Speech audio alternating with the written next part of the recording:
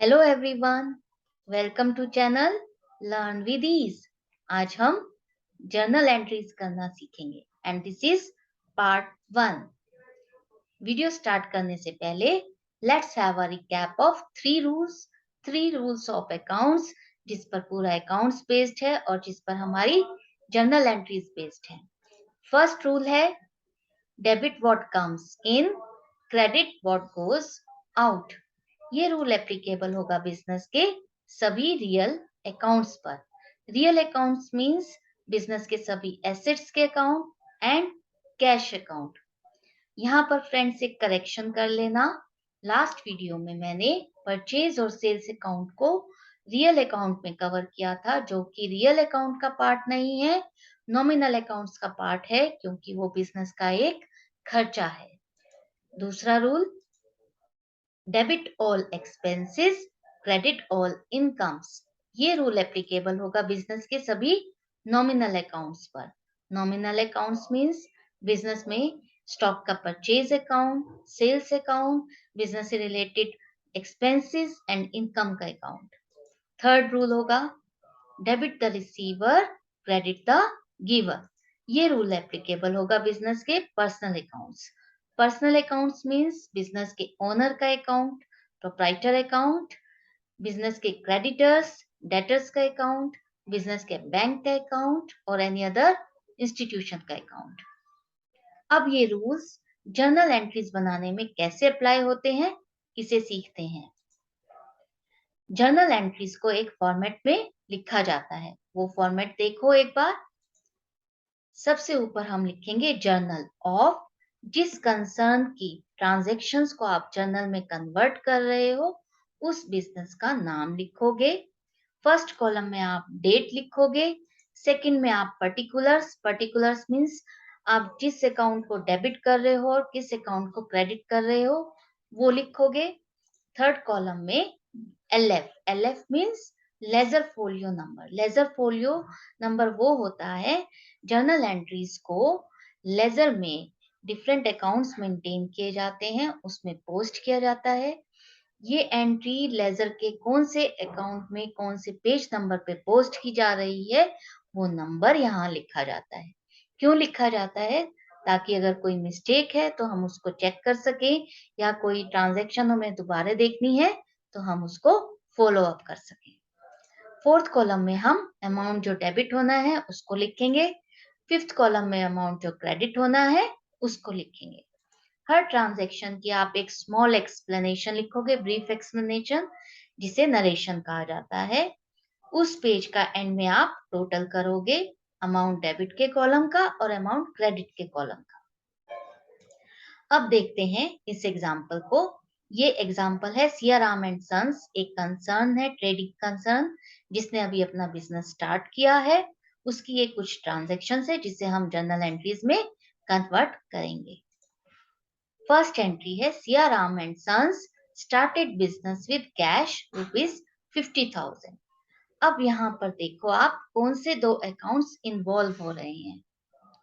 एक तो है कैश, हमारे बिजनेस में कैश आ रहा है, हम बिजनेस को स्टार्ट कर रहे हैं कैश से, तो फर्स्ट अकाउंट हो गया हमारा कैश। दूसरा अकाउंट होगा हमारा कैपिटल। कैपिटल क्यों होगा? बिजनेस में जो पूंजी लगा रहा है ओनर, उसके अकाउंट को हम कैपिटल अकाउंट कहेंगे। बिजनेस और ओनर एक डिफरेंट एंटिटी है। अगर वो पैसा लगा रहा है तो हमें उसका अकाउंट मेंटेन करना होगा। कैश कौन सी कैटेगरी का अकाउंट है? Real account. कैपिटल कौन सी कैटेगरी का अकाउंट है? Personal account. जब भी आप जर्नल एंट्रीज बनाते हो उससे पहले आपको उस अकाउंट उन अकाउंट्स को कैटेगराइज करना आना बहुत जरूरी है, ताकि आप उस पे देख सको उस कैटेगरी के अकाउंट पे कौन सा रूल एप्लीकेबल होता है, उसके अकॉर्डिंग आप एंट्री में फाइंड कर सको कि ये डेबिट होगा या क्रेडिट होगा। अब रियल अकाउंट्स पे कौन सा फॉर्मूला एप्लीकेबल होता है, कौन सा रूल एप्लीकेबल होता है? Debit what comes in, credit what goes out. तो यहाँ पर देखो कैश जो रियल अकाउंट है वो हमारे बिजनेस में आ रहा है या जा रहा है? हमारे बिजनेस में आ रहा है। आ रहा है तो हम इसे डेबिट करेंगे। कैपिटल जो पर्सनल अकाउंट है उस पर रूल एप्लीकेबल होगा, debit the receiver, credit the giver. अब यहाँ पर जो कैपिटल अकाउंट है वो एक ओनर का अकाउंट है, बिजनेस के ओनर का। वो गिवर है, कैश देने वाला, बिजनेस में कैश को देने वाला, तो हम उसके अकाउंट को क्रेडिट करेंगे। कैश यहाँ पर डेबिट होगा, कैपिटल यहाँ पर क्रेडिट होगा। और एंट्री कैसे बनेगी देखो, cash account debit 50,000 to capital account 50,000, और उसकी नरेशन आप लिखोगे, cash brought into business as capital.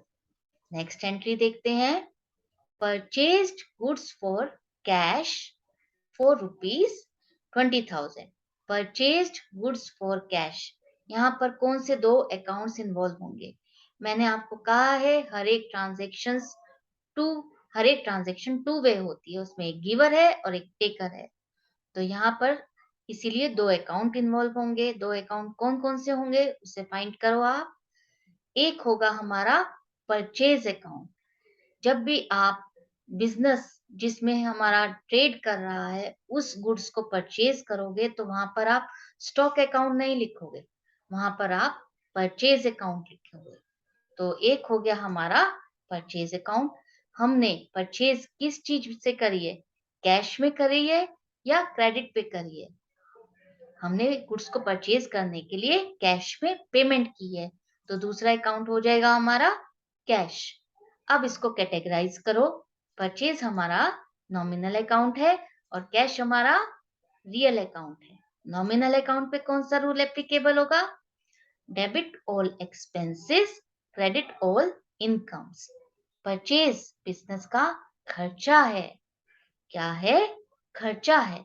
खर्चा है तो परचेज अकाउंट क्या होगा? डेबिट होगा। कैश रियल अकाउंट है, इस पे जो रूल एप्लीकेबल होगा, debit what comes in, credit what goes out. अब यहाँ पर बिजनेस से कैश की आप पेमेंट कर रहे हो तो बिजनेस से कैश जा रहा है तो हम क्या करेंगे, जो चीज बिजनेस से जा रही है तो हम उसे क्रेडिट करेंगे। तो यहाँ पर परचेज डेबिट होगा, कैश क्रेडिट होगा। एंट्री बनेगी, purchase account debit 20,000 to cash account 20,000, और नरेशन में लिखोगे आप, goods purchased in cash. Next entry, purchased goods from Subhash ₹12,000। अब यहाँ पर आपको फाइंड करना है कौन कौन से दो अकाउंट इन्वॉल्व होंगे। हम क्या कर रहे हैं, गुड्स को परचेज कर रहे हैं जिसमें बिजनेस ट्रेड करता है, तो फर्स्ट अकाउंट हम लिखेंगे परचेज, क्योंकि हम गुड्स परचेज कर रहे हैं। अब यहाँ पर देखो, जिससे हमने परचेज किया है उसका नाम लिखा है, यहाँ पर कैश नहीं लिखा। अगर यहाँ पर कैश लिखा होता तो इट मीन्स हमने कैश में पेमेंट की है, तो यहाँ पर कैश में पेमेंट नहीं की है, इसलिए यहाँ पर उस पर्सन का नाम लिखा है जिससे हमने परचेज की है, वो पर्सन है सुभाष, तो सेकंड अकाउंट हो जाएगा सुभाष। अब हम यहाँ पर सुभाष अकाउंट क्यों मेंटेन करेंगे? हमें बिजनेस में अगर हम क्रेडिट पे परचेज कर रहे हैं या सेल कर रहे हैं तो हमें उनके नाम से, उस कंसर्न के नाम से अकाउंट बनाना होगा ताकि हम फाइंड कर सके हमें अपने बिजनेस में किसको कितना देना है और किससे कितना लेना है। अगर हमने उधार पे खरीदा है तो वो अब हमारा क्रेडिटर हो गया है। सुभाष क्या है? हमारे बिजनेस का क्रेडिटर है। तो परचेज अकाउंट कैटेगराइज करो, वो है नॉमिनल अकाउंट का, सुभाष है क्रेडिटर है, तो वो पर्सनल अकाउंट की कैटेगरी में आएगा। नॉमिनल अकाउंट पे रूल एप्लीकेबल होगा, debit all expenses, credit all incomes. अब यहाँ पर परचेज किया है, हमने खर्चा किया है बिजनेस में, खर्चा हो रहा है तो वो डेबिट होगा, परचेज अकाउंट डेबिट होगा। सुभाष पर्सनल अकाउंट, इस पे कौन सा रूल एप्लीकेबल होगा? Debit the receiver, credit the giver. Subhash ने बिजनेस में स्टॉक दिया है, देने वाला है, बिजनेस में प्रोवाइड करने वाला है, वो हमारे बिजनेस में क्रेडिटर बन गया है, एक क्रेडिटर का नाम आया है, तो इसलिए हम उसको क्रेडिट करेंगे। तो परचेज अकाउंट होगा डेबिट, सुभाष अकाउंट होगा क्रेडिट। आई होप ये आपको अच्छे से कॉन्सेप्ट समझ में आया होगा। अब एंट्री बनेगी purchase account debit 12,000 to Subhash account 12,000। Narration में आप लिखोगे goods purchased from Subhash in credit. Next entry है परचेज्ड फर्नीचर फॉर कैश ₹6,000। अब यहाँ पर आपको फाइंड करने हैं वही टू अकाउंट्स, किसको आपको डेबिट करना है और किसको क्रेडिट करना है। यहाँ पर हमने क्या किया है, फर्नीचर परचेज किया है, तो परचेज को करें या फर्नीचर को करें। यहाँ पर हम फर्नीचर करेंगे क्योंकि हम अपने बिजनेस में फर्नीचर में ट्रेडिंग नहीं कर रहे हैं। फर्नीचर एज ए एसेट आ रहा है हमारे बिजनेस में। अगर हम एज ए ट्रेड कर रहे होते फर्नीचर में तो उसे हम एज ए परचेज अकाउंट लिखते, लेकिन ये एज ए एसेट आ रहा है तो हम यहाँ पर फर्नीचर अकाउंट लिखेंगे। हमने इसको कैश में खरीदा है तो दूसरा अकाउंट इन्वॉल्व हो गया हमारा कैश का। अब फर्नीचर हमारा रियल अकाउंट की कैटेगरी का है, कैश भी हमारा रियल अकाउंट की कैटेगरी का है। दोनों पर सेम रूल एप्लीकेबल होगा, debit what comes in, credit what goes out. अब रियल अकाउंट की कैटेगरी का ही एक अकाउंट आ रहा है और एक अकाउंट जा रहा है। तो कौन सा अकाउंट आ रहा है, फर्नीचर हमारे बिजनेस में आ रहा है और उसकी पेमेंट हमने कैश में की है, तो कैश हमारे बिजनेस से जा रही है, तो कैश होगा क्रेडिट। फर्नीचर होगा डेबिट, कैश क्रेडिट, और एंट्री होगी furniture account debit 6,000 to cash account 6,000, और एंट्री हो नरेशन लिखोगे आप furniture purchased in cash. Next entry paid cash to Subhash ₹8,000। अब यहाँ पर हमने पेमेंट की है कैश में, किसको की है, सुभाष को, कैश में। तो दो अकाउंट्स कौन कौन से हो गए, एक तो सुभाष और दूसरा हो गया कैश। तो सुभाष हमारा कौन सी कैटेगरी का अकाउंट है, पर्सनल अकाउंट। कैश हमारा रियल अकाउंट है। पर्सनल अकाउंट पे रूल होगा applicable, debit the receiver, credit the giver. अब यहाँ पर रिसीवर है, सुभाष क्या है, रिसीवर है, रिसीवर है, उसको पैसे मिल रहे हैं, तो वो अकाउंट होगा डेबिट। और कैश हमारा रियल अकाउंट जिसपे होगा rule applicable, debit what comes in, credit what goes out. तो हमारे बिजनेस से सुभाष को पेमेंट करने के लिए हमने कैश दिया है, तो हमारे बिजनेस से कैश जा रहा है, तो हम कैश को क्रेडिट करेंगे। Subhash debit, cash credit. Entry होगी Subhash account debit 8,000 to cash account 8,000। Narration लिखोगे cash paid to Subhash. Next purchased goods from Ravi for cash. Purchased goods from Ravi for cash ₹7,500। अब यहाँ पर देखो हमने गुड्स परचेज किए हैं रवि से, कैश में परचेज किए हैं। किसमें परचेज किए हैं, कैश में। तो हमारे कौन से दो अकाउंट्स इन्वॉल्व होंगे, एक तो हमने गुड्स को परचेज किया है तो परचेज अकाउंट। अब यहाँ पर कैश आएगा या रवि आएगा, कैश आएगा क्योंकि हमने उसको कैश में पेमेंट कर दी है। यहाँ पर कैश लिखा हुआ है, इट मीन्स हमने कैश में उसकी पेमेंट की है, तो इसलिए यहाँ पर हम कैश अकाउंट लिखेंगे। परचेज हमारा नॉमिनल अकाउंट की कैटेगरी का है, कैश रियल अकाउंट की कैटेगरी का है। नॉमिनल हमारे अकाउंट्स पर जो रूल एप्लीकेबल होता है, debit all expenses, credit all incomes. Real accounts में हमारा एप्लीकेबल होता है debit what comes in, credit what goes out. अब आप फाइंड करो, परचेज हमारे बिजनेस का खर्चा है तो हम क्या करें, इसको डेबिट करेंगे, और इस खर्चे को करने के लिए हमने अपने बिजनेस से कैश में पेमेंट की है, तो हमारे बिजनेस से कैश बाहर जा रहा है। तो जो चीज हमारे बिजनेस से बाहर जाएगी तो हम उसको क्रेडिट करेंगे। तो परचेज डेबिट होगा, कैश क्रेडिट होगा और एंट्री बनेगी purchase account debit 7500 and to cash account 7500. Narration लिखोगे goods purchased in cash. Next, purchased goods from Ravi for rupees 5000. अब यहाँ पर देखो कौन कौन से दो अकाउंट्स इन्वॉल्व हो रहे हैं. एक तो हमने गुड्स परचेज की है, गुड्स परचेज की है मीन्स स्टॉक परचेज किया है, तो एक तो हो गया हमारा परचेज अकाउंट. दूसरा, हमने क्या क्रेडिट पे परचेज किया है या कैश में परचेज किया है. यहाँ पर कैश तो लिखा ही नहीं है, उस पर्सन का नाम लिखा है जिससे हमने गुड्स परचेज किए, तो हम उसी पर्सन के नाम का अकाउंट बनाएंगे क्योंकि हमने अभी उसको पेमेंट नहीं की है, हमें उससे बाद में पेमेंट करनी है. तो परचेज अकाउंट और रवि अकाउंट दो अकाउंट हो गए. अब परचेज कौन सी कैटेगरी का अकाउंट है? Nominal account. रवि कौन सी कैटेगरी का अकाउंट है? Personal account. क्योंकि रवि भी हमारे बिजनेस का क्रेडिटर है, उसने हमें क्रेडिट पर सामान दिया है. नॉमिनल अकाउंट पे रूल एप्लीकेबल होगा, debit all expenses, credit all incomes. जब आप ऐसे बार बार करोगे तो आपको ये रूल्स याद भी हो जाएंगे और आप यूज टू हो जाओगे फटाफट करने के, फाइंड करने के कि क्या चीज डेबिट करनी है और क्या चीज क्रेडिट करनी है. पर्सनल अकाउंट पे रूल एप्लीकेबल होगा, debit the receiver, credit the giver.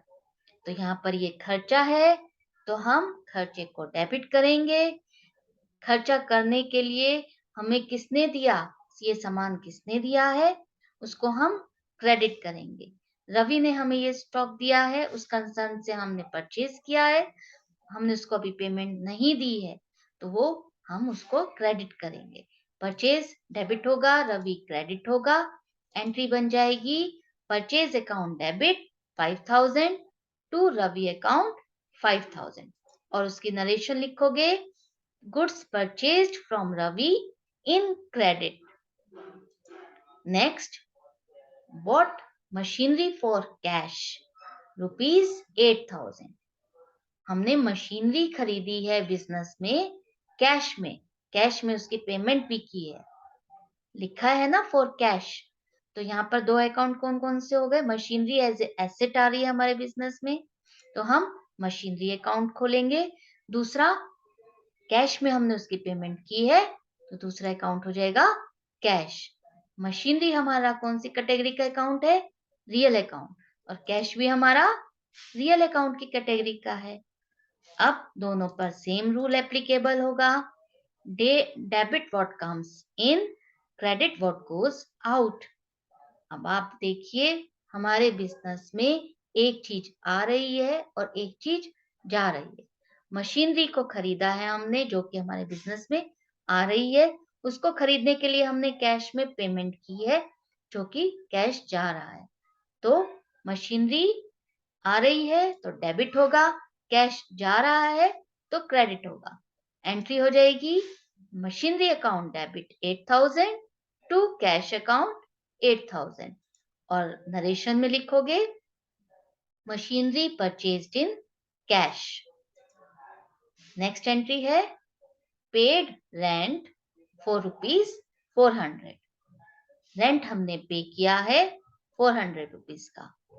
अब हमने पे कर दिया है, इट मीन्स हमने कैश में पे किया है. यहाँ पर बैंक भी नहीं लिखा तो हम यहाँ पर यही मान के चलेंगे कि हमने उसकी पेमेंट कैश में की है. तो यहाँ पर दो अकाउंट इन्वॉल्व हो जाएंगे, रेंट जो खर्चा है उसके नाम का ही अकाउंट बनेगा रेंट, एंड दूसरा कैश. तो रेंट हमारा नॉमिनल अकाउंट का कैटेगरी का है और कैश हमारा रियल अकाउंट की कैटेगरी का है. नॉमिनल अकाउंट्स पे जो रूल एप्लीकेबल होगा, debit all expenses, credit all incomes. Rent हमने अपने बिजनेस का में पे किया है, अपने बिजनेस को सेटअप के लिए जो हमने लिया है बिल्डिंग को, उसका रेंट जो पे किया है तो वो हमारे बिजनेस का खर्चा है, तो उसको हम डेबिट करेंगे.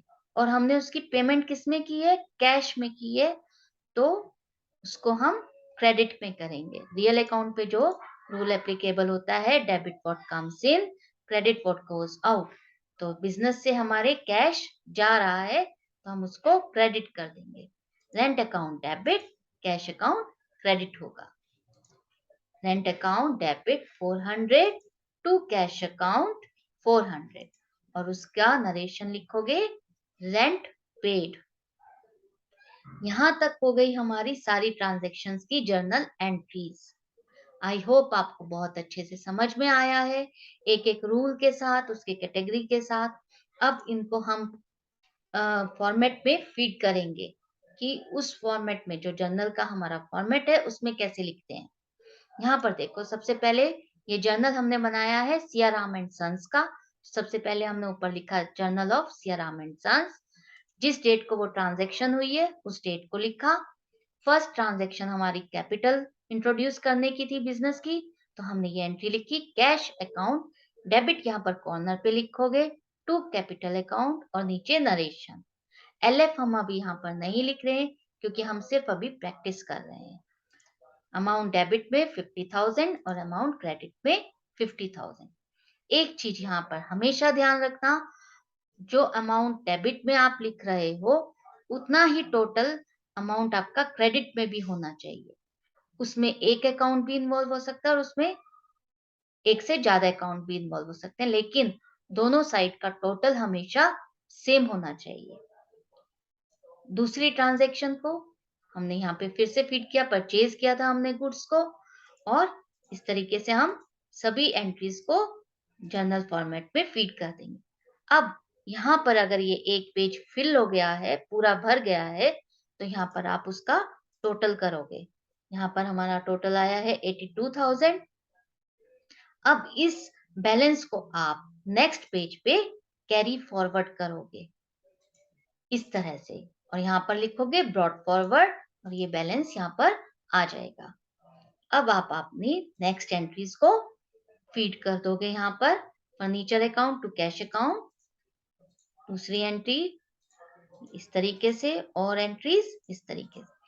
इसी तरीके से आप इस पेज का दोबारा से टोटल करोगे एंड में, और अभी आपकी ट्रांजैक्शंस रहती हैं तो उसको फिर से इस टोटल को कैरी फॉरवर्ड करोगे नेक्स्ट पेज पे इस तरह से ब्रॉड फॉरवर्ड 1,03,500, 1,03,500। आप देख रहे हो ना, डेबिट और क्रेडिट का दोनों का अमाउंट सेम आ रहा है बैलेंस। अब यहाँ पर हम बाकी एंट्रीज की एंट्री कर देते हैं इस तरीके से। फाइनली हमारी सभी एंट्रीज की एंट्री हो गई है। अब फाइनल हम यहाँ पर अपना टोटल लिख देंगे 1,16,900। यहाँ तक ये करना बहुत जरूरी है, तभी आपका जर्नल का क्वेश्चन और कॉन्सेप्ट क्लियर होगा, कवर होगा। आई होप आपको बहुत अच्छे से जर्नल एंट्रीज करनी आ रही है। हम अभी और भी प्रैक्टिस करेंगे डिफरेंट टाइप्स की एंट्रीज की। Stay tuned with me and keep learning with me. I hope you are enjoying. जाने से पहले बस चैनल को सब्सक्राइब कर दो, लाइक करो और शेयर करो, और बेल आइकन को प्रेस कर दो ताकि जैसे ही मैं वीडियो डालूं आपको तुरंत मिल जाए और आप उसे देख सकें। Thank you, take care and good bye.